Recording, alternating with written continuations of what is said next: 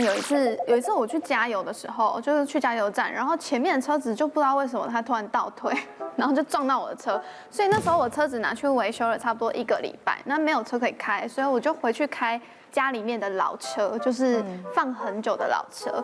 那门一打开，然后我就想说奇怪，车上的皮就是座椅那些的，所有看得到的皮哦，全部都长毛了，就是差不多1公分。是啦，对，1公分左右，就是发霉。对，全部整车都是霉。然后我就想说，好 ，OK， 我现在就是把它全部都擦干净，拿那个专用的那种喷雾的清洁剂，我就全部擦干净之后，我也没想太多，就开了。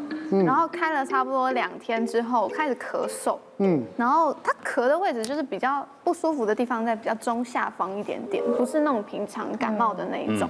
然后我后来就是跑去看医生，然后医生就说啊，你这个应该是支气管炎，因为那个霉菌好像吸入的话，其实会很容易会造成就是感染这样子。对。然后那时候就是医生开药给我吃，吃完那次药之后，我就发现就是长达差不多半年的时间都在咳。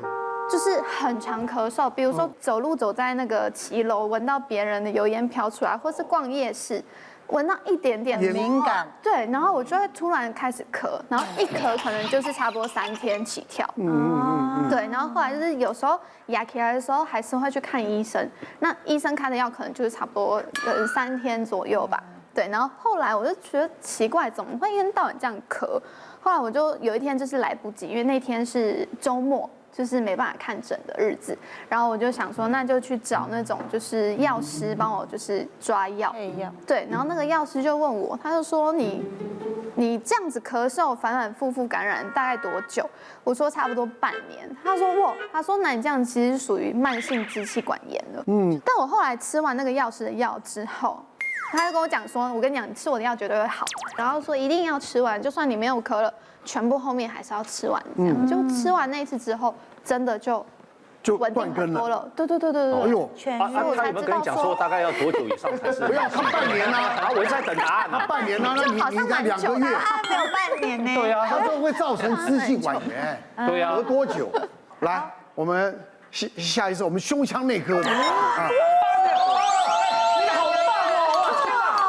真的哦，其实医学上对每一个症状都有很严谨的定义。那慢性咳嗽我们的定义当然就是说8个礼拜以上，那小孩子可能更短一点了。不过8个礼拜以上的咳嗽不一定就是慢性支气管炎。像天仁讲的这个标准的病史的话，其实它不是慢性支气管炎。哦，因为慢性支气管炎我们的定义是要连续有痰的咳嗽3个月以上才可以叫做慢性支气管炎。